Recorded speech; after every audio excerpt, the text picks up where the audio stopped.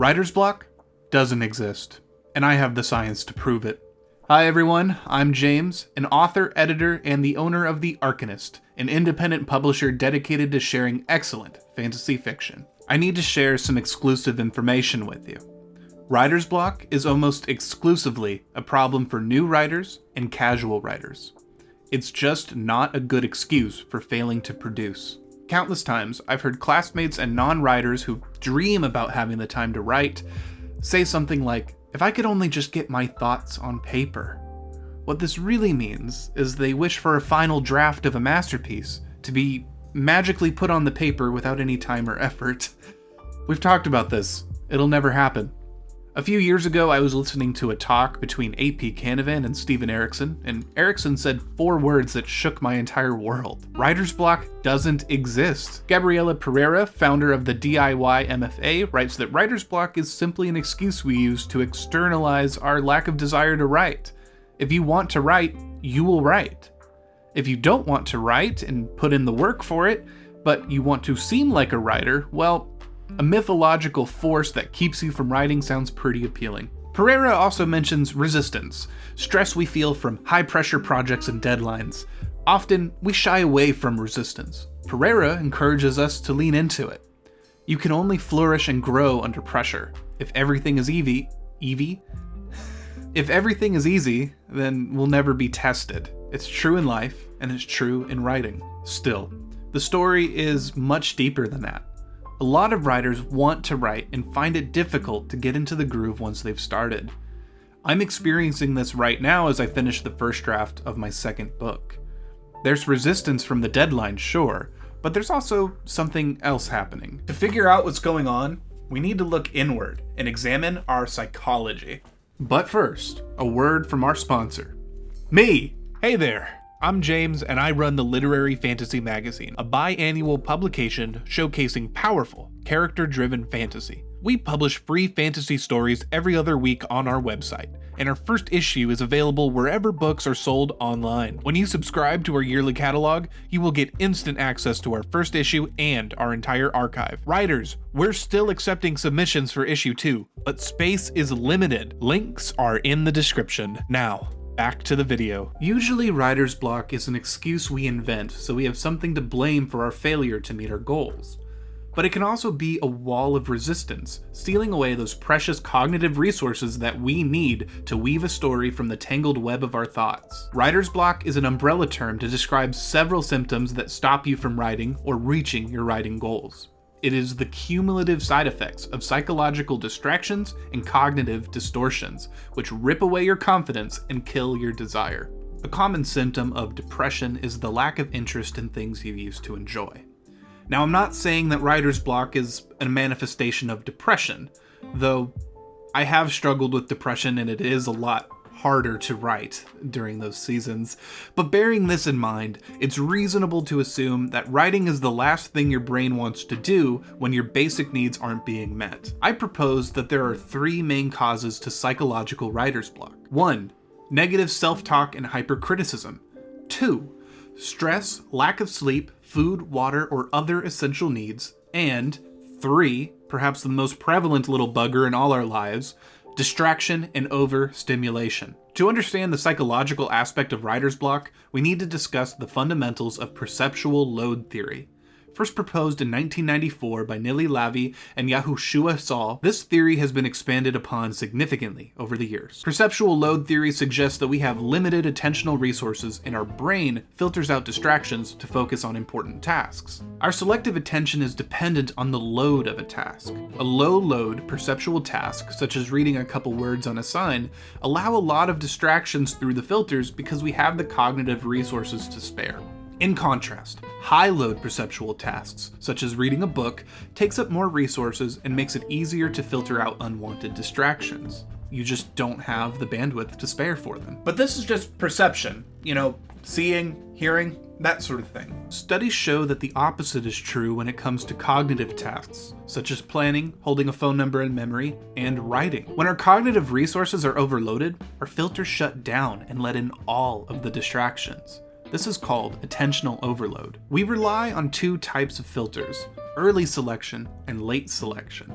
Early selection kills a distraction early based on sound or appearance, and often we never even realize that we're filtering them. Think about the last time you walked down a busy street. Do you remember every single car parked on the side of the road?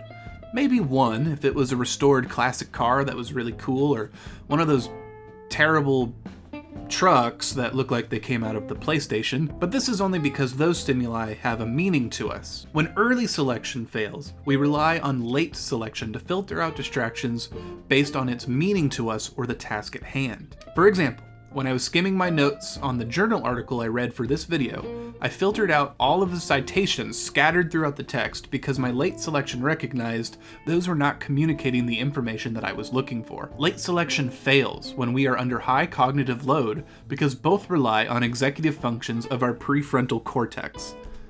When late selection fails, we fall victim to attentional overload. We become overwhelmed and unable to focus on our task because our brain is busy trying to make sense of all the distractions it can no longer filter out. Imagine you're writing as a new PC game, stretching the limits of your CPU, graphics card, and RAM.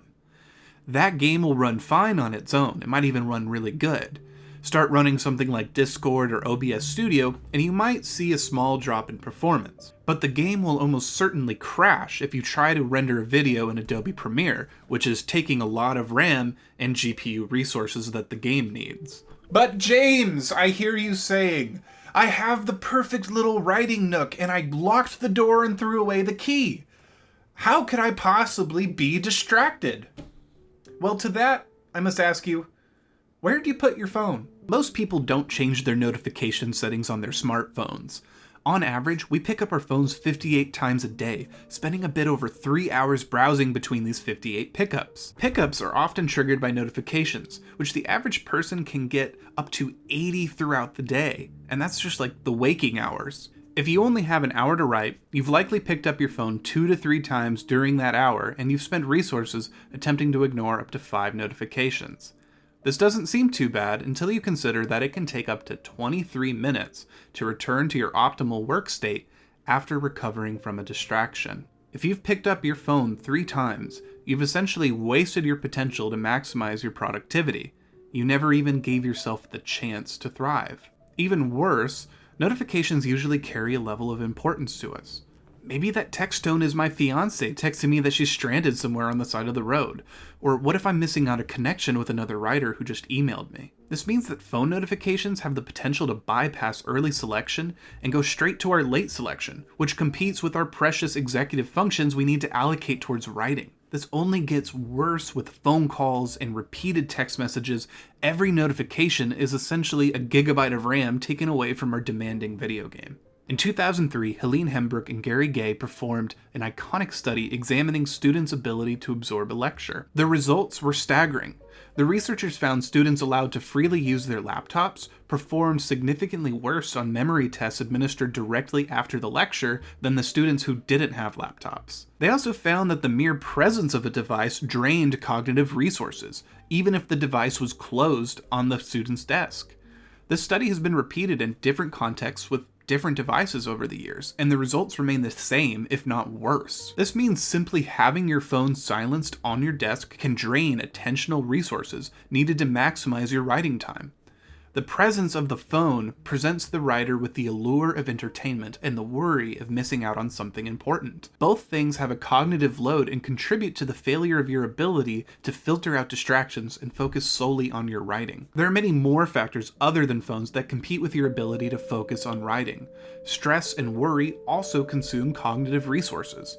Stress can be caused by events in your life, but also by hunger, thirst, and fatigue. Stress is an adaptive trait. It reminds us to take care of ourselves. To maximize your writing and to defeat writer's block, you need to eliminate unnecessary distractions.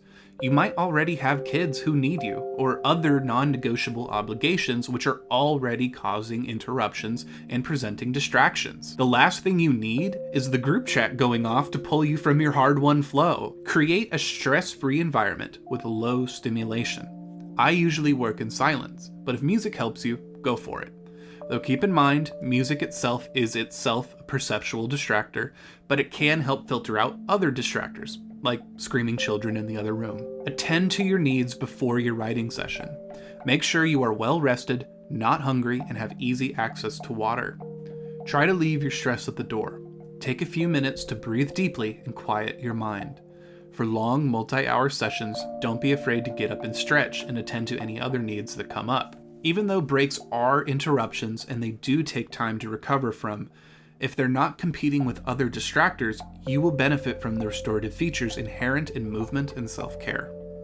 The brain also needs a break every now and then. Now that we've fostered an environment ideal for writing, let's talk about a few strategies you can use behind the keyboard to defeat writer's block once and for all. I mentioned negative self-talk earlier, and the first thing you should do to oust writer's block from your life forever is to reframe those negative thoughts into encouraging ones. Honestly, this will just help you out in life too. Affirmations sound cheesy, but they work. They did wonders for me in some very dark periods in my life. Instead of saying, "Why am I writing another epic fantasy? Nothing about my writing is original," you can instead say, "I'm not attempting to reinvent the wheel. I'm writing a story in a genre I love." Another common distortion is, "I just can't get the words I want on paper." Don't say can't. You can do anything if you spend the time trying to do it. This can be reframed as, "The first draft is intended to be bad, so I'll find the right words in revision." You need to take the pressure off yourself. Pressure is stress, and stress takes away precious resources you need to write. Along these lines, set yourself attainable goals. Stephen King tells people to write 2,000 words a day, but that's just not a realistic pace for most writers. It's also project dependent. For my first book, What Lies Below, I had days where I could write upwards of 6,000 words or more. For my second book, Ashen Rider, I struggled to hit 1,000. Emotionally speaking, Ashen Rider is a lot heavier, so it's harder to draft and to get through. So set your goals accordingly and do what's right for you, not what others think you should do. If you're focusing on editing or writing in a format other than your novel, track the time you've spent writing rather than the quantity. Word count doesn't matter at all when you're editing, and when it comes to journaling or poetry, the time spent articulating and contemplating matters a lot more. Something that's been helping me get engaged with Ashen Rider, a project that I'm nearly finished drafting, but the blank page is still super intimidating, is reading a page or two leading up to the section you've left off on. Do some light editing on those pages as you read, and by the time you reach the blank page, your mind has warmed up and reacquainted itself with the story. Well, there it is. Writer's block destroyed by science in my most pedantic video to date. I highly encourage you to spend some time learning about your brain and cognition, because understanding how my brain works has really helped me become a better writer with better habits. Remember that writing, self-motivation, impulse control, and the ability to work deeply are skills that must be developed and refined with time and practice. Everyone is configured differently, and we all have different capacities for workloads and focus. And those capacities change with the stress of our daily lives. So, with all that in mind, be kind to yourself, attend to your needs, and leave your phone silent and out of sight. Maybe have a do not disturb set up so your spouse can call you in an emergency. Do that, and I'm sure you will have a much better time reaching your writing goals. If you enjoyed the video, be sure to like and subscribe so you don't miss the next one. Don't forget to check out The Arcanist. We publish new stories twice a month, and we're always accepting submissions from writers of all levels. That means you. I want a submission from you. Get on it. Finish the manuscript.